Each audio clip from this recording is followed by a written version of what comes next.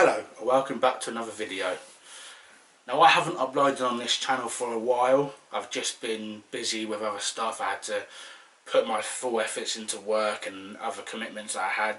But now with the new season, the Premier League season starting very shortly, I feel like I want to try and get back into doing videos and trying to upload more consistently. So I'm going to start with this video, which is a video that loads of people do at the beginning of each season. It's the Premier League predictions video. So like everybody, I'm going to go through where I think each team will finish in the table and why. So yeah, I think we should get started with 20th. I think that the 20th team, bottom of the Premier League, will be Fulham.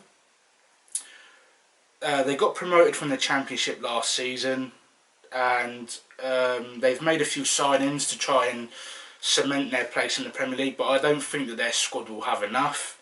They have brought Anthony Knockaert from Brighton. I'm pretty sure it was a loan, but they made it into a permanent deal. They've got in Mario Lemina from Southampton on loan. They brought in Harrison Reed for $6 million from Southampton as well. Alphonse Areola, which is the goalkeeper from PSG, on loan, and Anthony Robinson from Wigan for $2 million. They do have players like Mitrovic, who has Premier League experience. I'm pretty sure that a few others in their squad do as well. But in the grand scheme of things, I don't think that they're going to have enough to stay up. So I do have Fulham to finish bottom of the Premier League in 20th. In 19th, I've gone for West Brom. Again, like Fulham, another promoted club from the Championship. They finished runners-up in the Championship last season, if I remember correctly. They have brought in Matheus Pereira from Sporting Lisbon, who was on loan there last season. Now they've made that a permanent deal. They've brought in Grady Diangana from West Ham and David Button from Brighton. I think that Grady Diangana is a good signing. I think that he's going to do well for them. But again, with the whole squad in general and how the Premier League is, I don't think that they will have enough to stay up. Austin will probably get you a few goals, but unfortunately for West Brom, I feel like they will be the 19th placed team at the end of the season. In 18th place, also to be relegated, I feel like it's going to be Aston Villa. Now, I'm recording this on the 10th of September, so 2 days before the season starts. Aston Villa announced the signing of Ollie Watkins from Brentford yesterday or the day before, and he cost quite a lot. It's 33 million. I know that he had a good season in the Championship last year with Brentford, but I feel like the step up to the Premier League is a big step, and like last season when they brought in Samatta, he didn't really hit the ground running. He didn't really have much of an impact for them. So I feel like with Ollie Watkins, it's going to be whether he can hit the ground running fast. If he can, maybe that Villa will have a better chance. But if he can't, I feel like they're going to struggle. They have kept Jack Grealish, who is their best player. I feel like at the moment it's because that Villa are pricing him, and very rightly so. He is their player, but they're pricing him quite highly, so that the other teams are turned off at the idea of going for him. But in the grand scheme of things, I think that their squad, and the fact that last season they were very, very close to being relegated, I feel like they won't have enough. The other signing that they did make is Matty Cash from Nottingham Forest. I believe he's a right back. I might be wrong, don't quote me on that. But yeah, I feel like along with Fulham and West Brom, they won't have enough to stay up. So I have predicted Aston Villa in 18th. In 17th, just above the relegation zone, I've gone for West Ham. Now West Ham, they are in a bit of a mess, if I do say. I saw the other day that their captain, Mark Noble, came out publicly, which is something that not many players do. He came out and publicly said that he was angry and upset about the sale of Grady Diangana to West Brom, and it shocked me, if I'm honest, because players normally just keep their opinions to themselves. They don't really come out onto social media or in the public and say what they feel. But Mark Noble wasn't happy about that sale at all, and I don't think that West Ham fans were happy about it either, to be honest. In regards to their transfers, they have made the signing of Thomas Souček permanent now from Slavia Prague for around 15 million.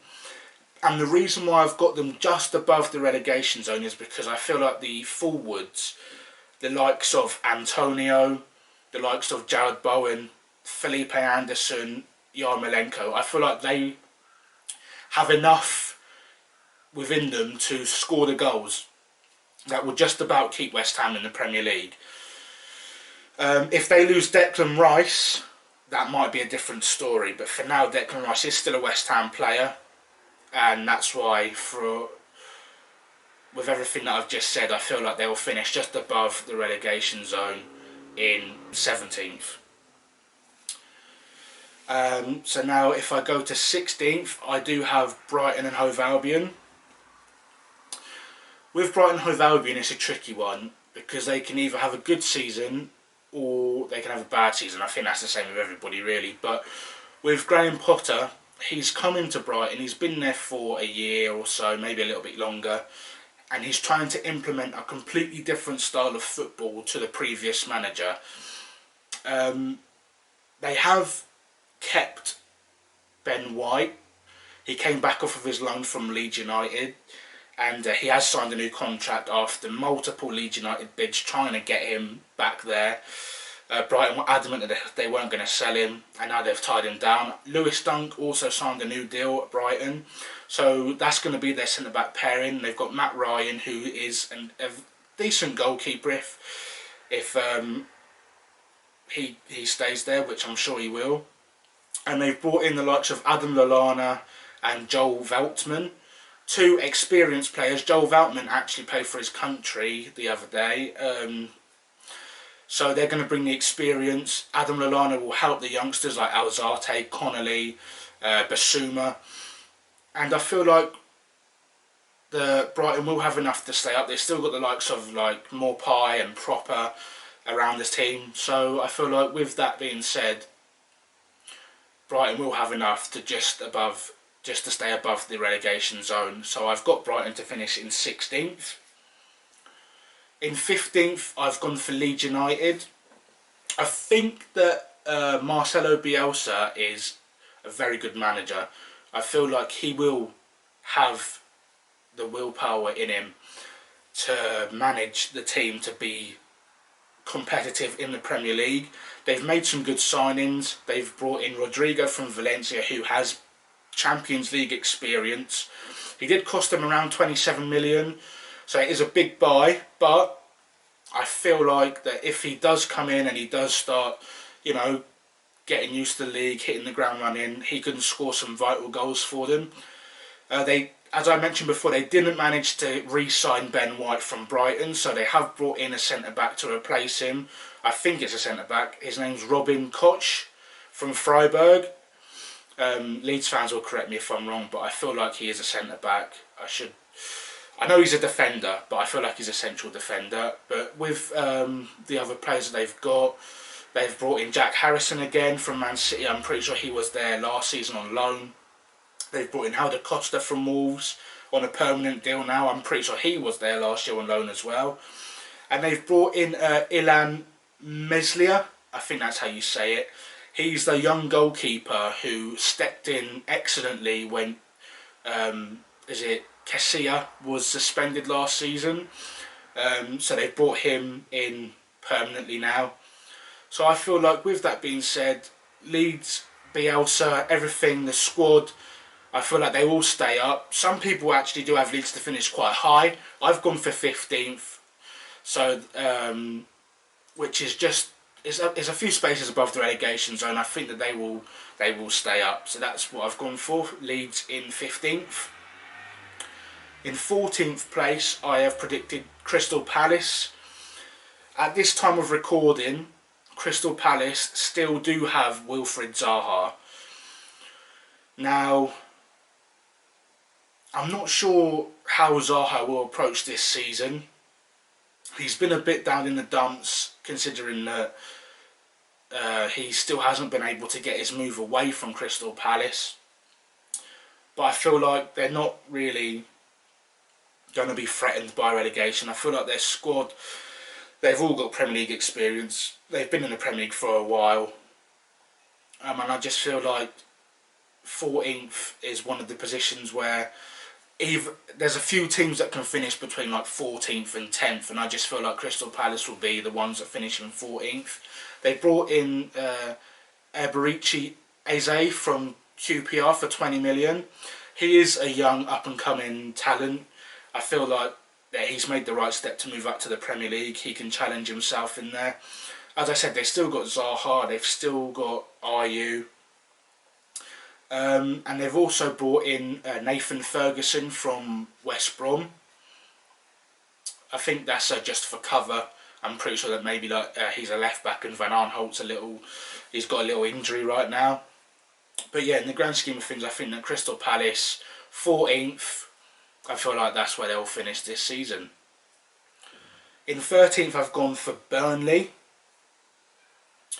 Now, I've seen people's predictions and I think that they've got Burnley a little bit lower than I have.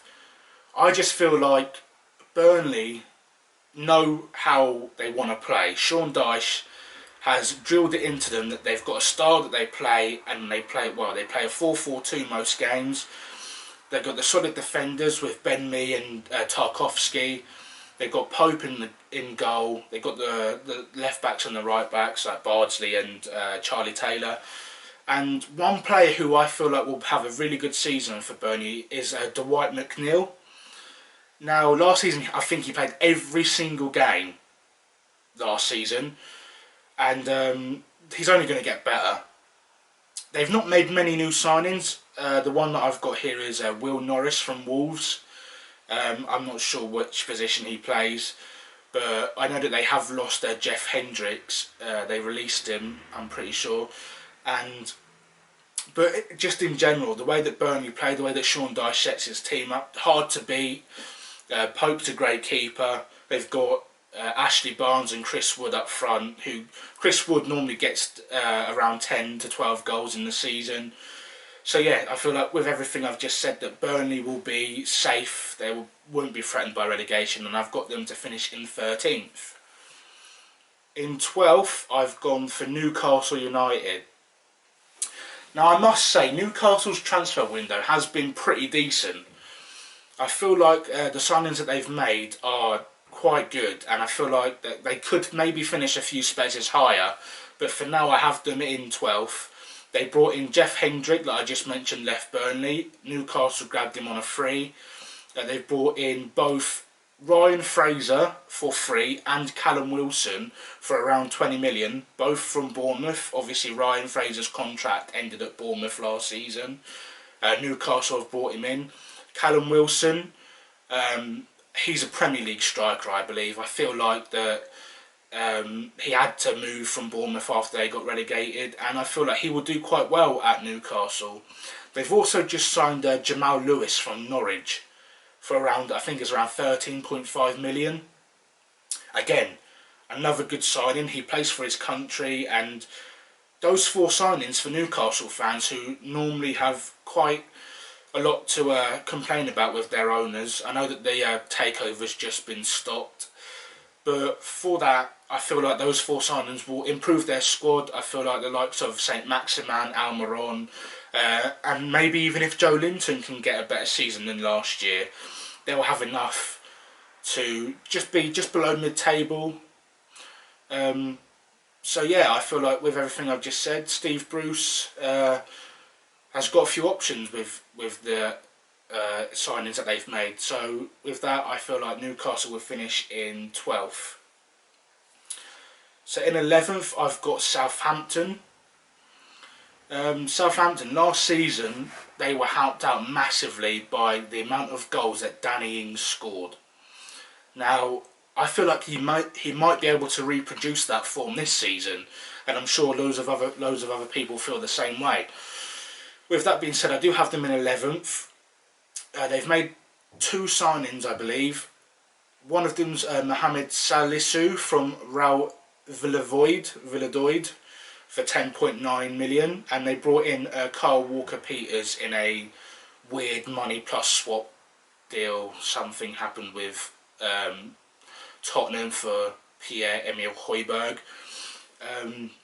So yeah, they have lost Pierre-Emile Højbjerg, but I believe that with the goals that Danny Ings can score, I feel like Armstrong can have a good season for them this year. And, you know, Nathan Redmond's always around to help chip in with the goals and the assists. So, yeah, I think that Southampton will be just below mid-table, and I think that they'll finish in 11th place. In 10th, I've got Sheffield United. Now, I've got Sheffield to finish a little bit lower than they have done before, just because of the fact that they've lost Dean Henderson. They have replaced him with Aaron Ramsdale from Bournemouth for 18.5 million. And they have also brought in Jayden Bogle and Max Lowe from Derby. I'm pretty sure that they are full-backs.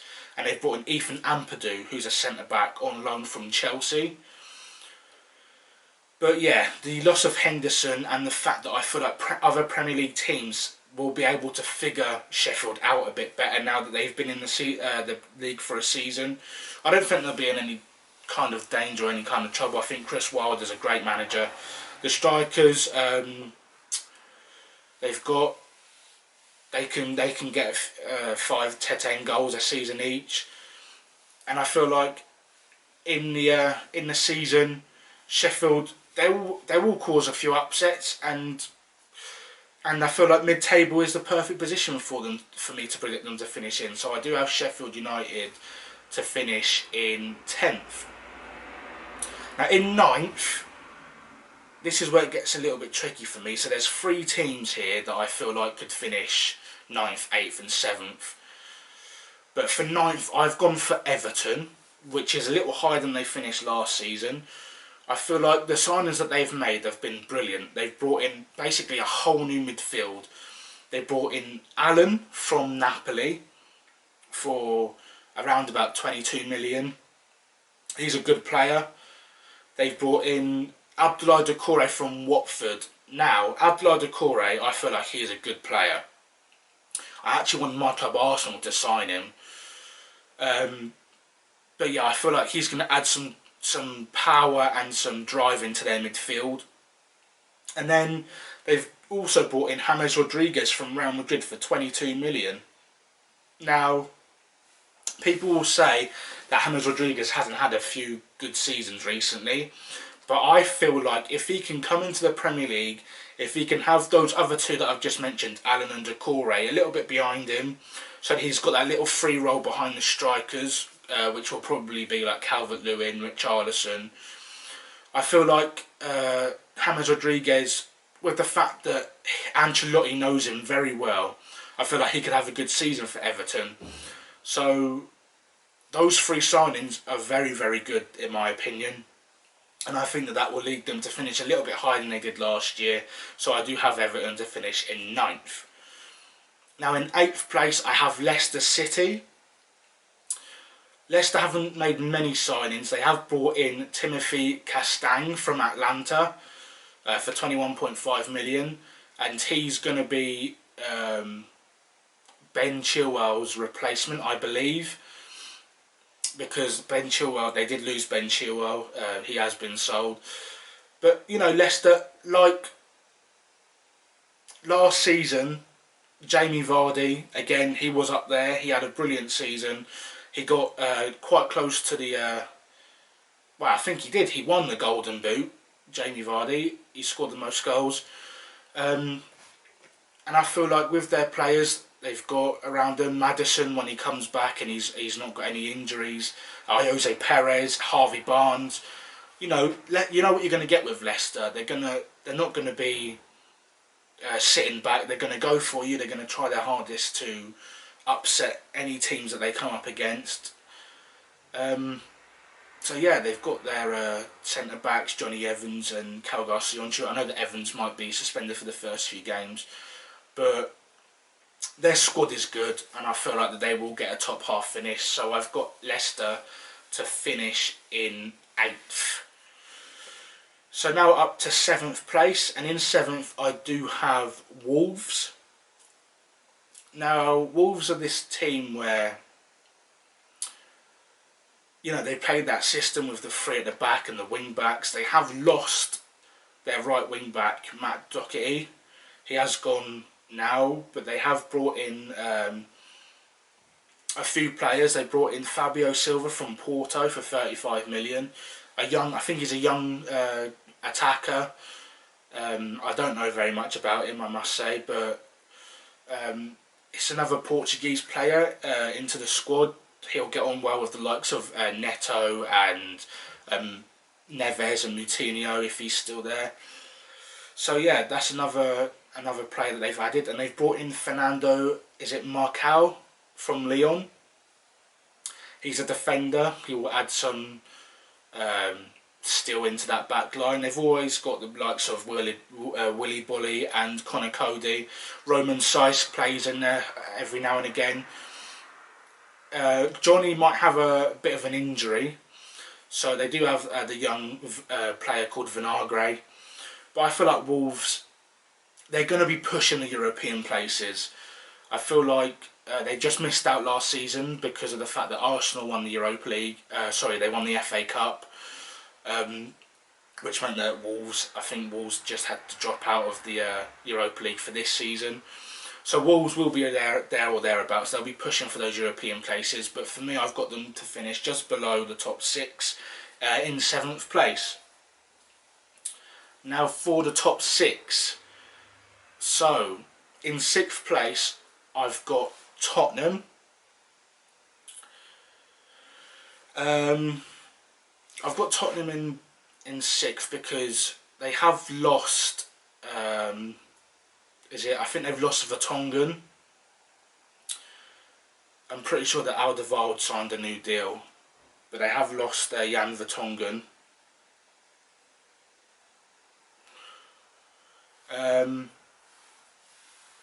They lost Jan Vertonghen to Benfica. He didn't sign a new contract. He decided that his time was up at Tottenham. But they have brought in the likes of Matt Doherty from Wolves. They brought in Joe Hart from Burnley as their new backup keeper, or the third choice keeper, wherever it's going to be. And they've brought in Pierre-Emile Højbjerg from Southampton, which obviously that happened with the Kyle Walker-Peters deal. So they did lose Kyle Walker-Peters, but obviously Matt Doherty is going to be their new right full-back player. And you know what you're going to get with Tottenham and Mourinho. They're going to sit back, they're going to counter-attack. They've got the likes of Son, Harry Kane, Lucas Moura, Dele Alli. Decent players in positions, but with Tottenham last season, they were hit massively by injuries, which is what kind of messed up their season. And you know that there's probably going to be a period in the season where Harry Kane will pick up an injury. It's happened in the past few years.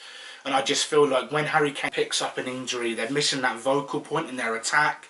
Son tries to step in and he tries to fill in for those goals that are missed by Kane. But I just feel like when they don't have Harry Kane, they do struggle. But yeah, in the grand scheme of things, I think that with everything I've just said, that Tottenham, they will get the top 6, but I feel like they'll all be in 6th place. Now in 5th place, this is going to be a bit controversial because I might get called a little bit biased, but in 5th place I do have Manchester United. Now Manchester United basically have the exact same squad as last season, but just with the fact that they've brought in Donny van de Beek. Now, people will suggest that Donny van de Beek is not coming in to Manchester United to be the defensive midfielder. People say that he's more like a box-to-box, he can create and everything else. But with the likes of Pogba and Fernandes already there, if you get another player who isn't going to be solely the defensive side of the midfield, I feel like with those three and the likes of Greenwood, Rashford, Martial, that they're going to struggle to fit them all into the same team. And if they do fit them all into the same team, they're not going to have much of a defensive sternness in the midfield. I feel like at the back, you've got Maguire and you've got Lindelof. I feel like they probably should have improved on Lindelof. I don't know what other people feel like, but I feel like I feel like Maguire would play better if he had someone better next to him. not to be rude about Lindelof or anything, he is a decent player, but I don't feel like he's at the level to be in, like, you know, Manchester United have had massive defenders in the past, like Ferdinand and Vidic. I don't think Lindelof's got that kind of stature, so I feel like he should have improved on there. De Gea in goal last season, he didn't have a great season, but this season he has got the challenge of Dean Henderson to push him a little bit further. So maybe that will improve his form a bit. But yeah, in the grand scheme of things, I feel like United, that, you know, they've got a great attack. You know that they're good on the counter attack. They did finish third last year, but Chelsea, we'll get on to Chelsea in a minute. Chelsea have strengthened, Arsenal have strengthened in areas they've needed to strengthen in. And between third and eighth last season, there was only 10 points. Now, 10 points might seem like a lot, but turn a few draws into wins, you know, 10 points can be made up quite a lot, quite easily. So I do have Manchester United to finish in fifth. Now, like I said, these predictions from the start, they're probably going to be very wrong. I doubt that I'm going to get many right. But for me, I've got to show a little bit of faith towards my team. So I do have Manchester United to finish outside of the top four in fifth. And then that takes me to fourth, where I do have my team Arsenal. I've put Arsenal in the top four finish, and people will probably slate me for this, but I'm just gonna have a bit of confidence in my team. Last season it's literally two halves. The first half under Unai Emery was absolutely dreadful. We played awful football, and we were just, I was honestly so frustrated watching game after game of the same boring style of play and the same boring, you know, just being embarrassed against teams. So the Arsenal board obviously finally made their decision to get rid of Emery, and they did bring in Mikel Arteta, and his first game was on Boxing Day, and since then we've seen a massive improvement of our defensive structure and more free-flowing attack. Arteta's come in, it's his first job in management, big job, and he did end last season with the FA Cup, beating not only Manchester City in the semi-final, but Chelsea in the final as well. Along the way, Arteta has beaten the likes of Ole, Lampard, you know, Nuno, and Chris Wilder, and Pep. We have made some signings, we've made some defensive signings. Well, obviously William Saliba has come back from the loan last season, so he is now available to use in the Arsenal squad. On top of that, we've added Gabriel Magalhaes from Lille, 27 million to add to our defence. And we've made the signings, we made two loan signings in January of Pablo Mari and Cedric Suarez. We've now made those two loans permanent deals. So we've got those in our defence as well to use. We have brought Dani Ceballos back from Real Madrid on loan for another season. Now, after the restart, Dani Ceballos was exceptional. He played that role next to Granit Xhaka brilliantly. So I'm very happy that we've managed to secure his loan for another year. And we did bring in Willian from Chelsea. Now, Chelsea fans will say that it's another one of our old players, Arsenal are a retirement home, but Willian was one of their best players last season. He was one of the consistent ones, he was one of the ones that were turning up in the bigger games. So for me, I feel like he's a good addition to Arsenal's squad. He can help the young players that we have in our attack, like Martinelli when he's back from his injury, and Bukayo Saka. So in the grand scheme of things, I feel like with everything that Arteta's done in 8 months, I feel like this full season will give us a bigger chance to see what Arteta can do. So with that being said, I do have Arsenal to finish in the Champions League space in fourth. In third place, I have Chelsea. Now, Chelsea have gone all out in this transfer window. Their signings have been exceptional. They brought in Timo Werner from RB Leipzig for around 50 million.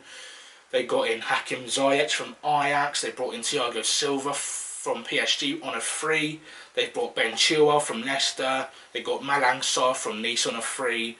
And they've brought in, now this one I'm really, really jealous about. They've brought in Kai Havertz from Bayer Leverkusen. Wow, what a transfer window. Chelsea fans must be buzzing, and I do know that some Chelsea fans expect them to challenge for the title, and I feel like they need to after spending this amount of money. I feel like that if they don't challenge for the title, there might be some words to say about Frank Lampard. Now, the reason why I've got them in third is because with all of those brilliant signings, you never know how they're going to adapt to life in the Premier League. They might hit the ground running. Timo Werner looks like the kind of striker that would suit the Premier League. But you never know. You can just never tell. So maybe my opinion on it will change once I've seen a few games. Maybe like by Christmas time it might be a completely different situation. But with the predictions now, 2 days before the league starts, I've got Chelsea to finish in third place. So that leaves two teams left. You've got last season's runners-up, Manchester City, and you've got last season's champions, Liverpool.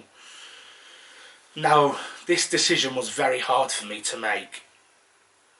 I looked at the transfers, I looked at everything, and I couldn't make my mind up, but I do have a decision, and in second place, runners-up, I have gone with Liverpool. Now again, that might be a bit controversial after last season, but I feel like they haven't strengthened enough in players that are backup players, more like. So, for an example, I feel like if there's a big injury to the likes of Van Dijk or a Mane or a Salah, I feel like the guys they've got to come in for those players are not quite up to the level. So, because of that, I feel like Liverpool will just drop down a place and they will finish runners-up this season. We know Liverpool, we know their system, 4-3-3, get the balls to the fullbacks, they create most of the chances. Firmino plays that little centre-forward role, which means that the wide players can come inside and get the goals and the assists. We know that they had a fantastic season last year. But like I said before, it's about the squad depth now. Takumi Minamino has had a good pre-season and he could come in for either Salah or Mane. But if it's for a long period, will he be able to provide what Salah and Mane could provide? I'm not so sure. They might be losing Wijnaldum, but they might be signing Thiago.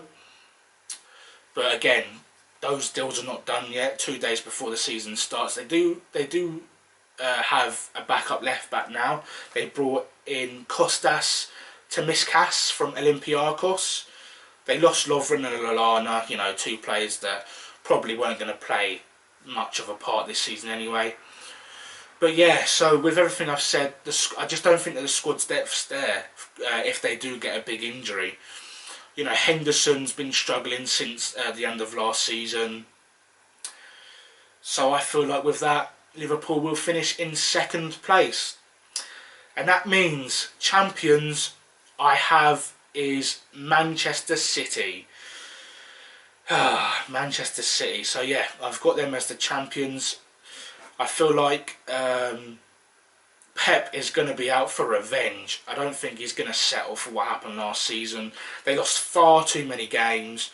They didn't really bring what everybody knows that they're capable of bringing.